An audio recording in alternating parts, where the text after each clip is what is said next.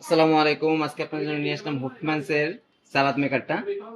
তো এটা এখন আপনাদের আনবক্সিং করে দেখাই। এটা আপনাদের সামনে আনবক্সিং করা হচ্ছে। আনবক্সিং এর জন্য আমরা প্রথমে প্যাকেটটা খুলে ফেললাম। প্যাকেটটা খুলে এভাবে বাবলের ভিতর, ফোমের ভিতর পাবেন। তো পুরোটা সম্পূর্ণ ইনটেক অবস্থা থাকবে, তো ভাঙার কোনো চান্স নেই।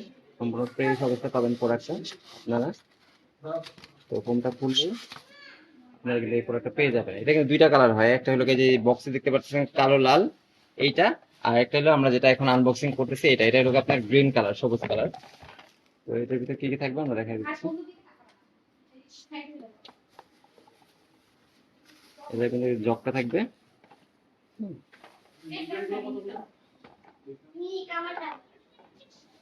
আর হলো যে মেশিনটা,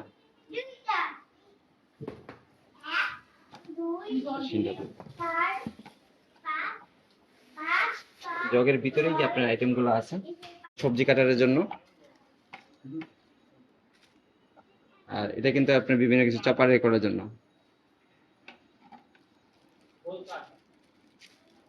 এই যে প্লেটটা দেখতেছেন, এই প্লেটটার ভিতরে কিন্তু কাটার গুলো বসাইতে হয়।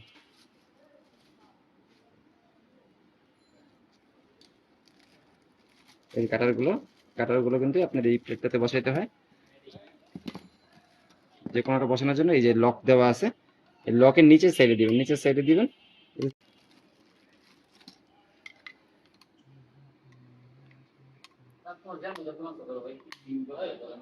এই যেভাবে লাগাবেন, আবার কিন্তু নিচে পিছনে থেকে খোলার সময় এই যে পিছনে থেকে ধাক্কা মারলে খুলে যাবে। আরেকটা লাগাই দেখাচ্ছি আপনাদের। এক একটার জন্য কিন্তু এক একটা, হ্যাঁ, প্রত্যেকটার জন্য আলাদা আলাদা কাটিং দেওয়া আছে। আপনার টমেটোর জন্য, পেঁয়াজের জন্য কিন্তু আলাদাভাবে ডিজাইনের জন্য আলাদা কাটিং দেওয়া আছে। এই যে কোনায় কিন্তু চাপ দিতে হবে একটু জোরে, হ্যাঁ, লক করার সময় জোরে চাপ দিতে হবে, জোরে চাপ দিলে কিন্তু লেগে যাবে। তো এটা আমি রাখলাম।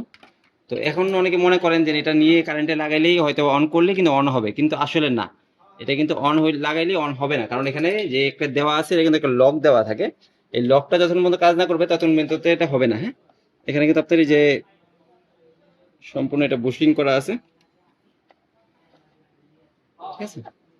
তো এই যে এই লকটা এখানে বসবে, বসার পরে এই দেখতে পাচ্ছেন এই ঢাকনাটা একটু লক করে এই লকের অনুযায়ী আনতে হবে।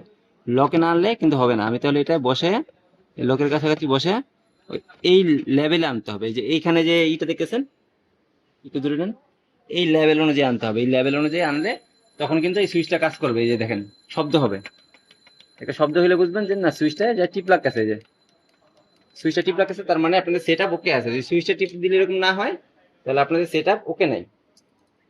তারপরে হলো ঢাকনাটা, ঢাকনাটা সেম এই লক অনুযায়ী লকের উপরে বসতে হবে, জানি।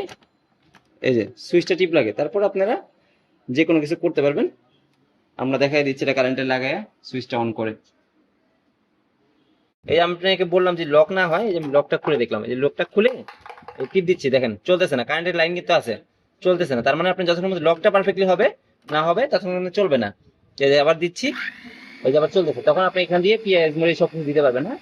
আরেকটা সেটআপ আপনাকে দেখাই দিচ্ছি, পজ করেন। তো সালাদ মেকারটার জন্য আপনাদের কি করতে হবে সেটা একটু দেখাই দিই। এটা কিন্তু আপনার চপারের জন্য, যে কোনো কিছু চপার করবেন তো তার জন্য জাস্ট সরাসরি এটা লাগাই দিলেই হবে, হ্যাঁ। এই যে কাভারটা লাগাই দিলেই কিন্তু হয়ে যাবে। এই যে এটা লাগাই দিলেই হয়ে যাবে, আর কিচ্ছু লাগবে না।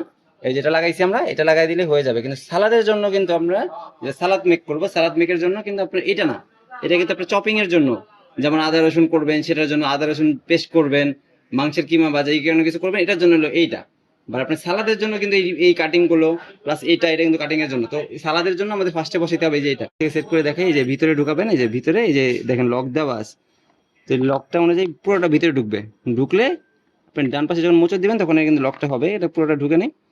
এই যে পুরোটা ঢুকলে আপনি নিজেরা বুঝতে পারবেন একটা শব্দ হবে টট করে।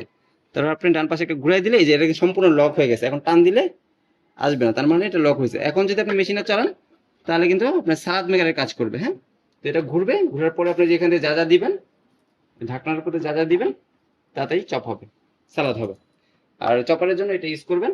আর আপনাদের তো সবাইকে দেখাই দিলাম কিভাবে আপনারা এই ব্লেড গুলো খুলবেন, হ্যাঁ। ব্লেড গুলো পিছনের থেকে খুলবেন, সামনের দিক থেকে লাগাবেন, বাট খোলার সময় কিন্তু পিছনের দিক থেকে খুলবেন, হ্যাঁ।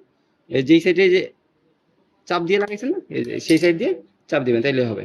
পিছনের সাইড দিয়ে লাগানোর সময় হলো সামনে থেকে, এই যে সামনের সাইডে সামনের সাইড থেকে এইভাবে দিয়ে এই চাপ দিবেন, চাপ দিলে কিন্তু লাগবে, এই যে একটু জোরে চাপ দিতে হবে, হ্যাঁ।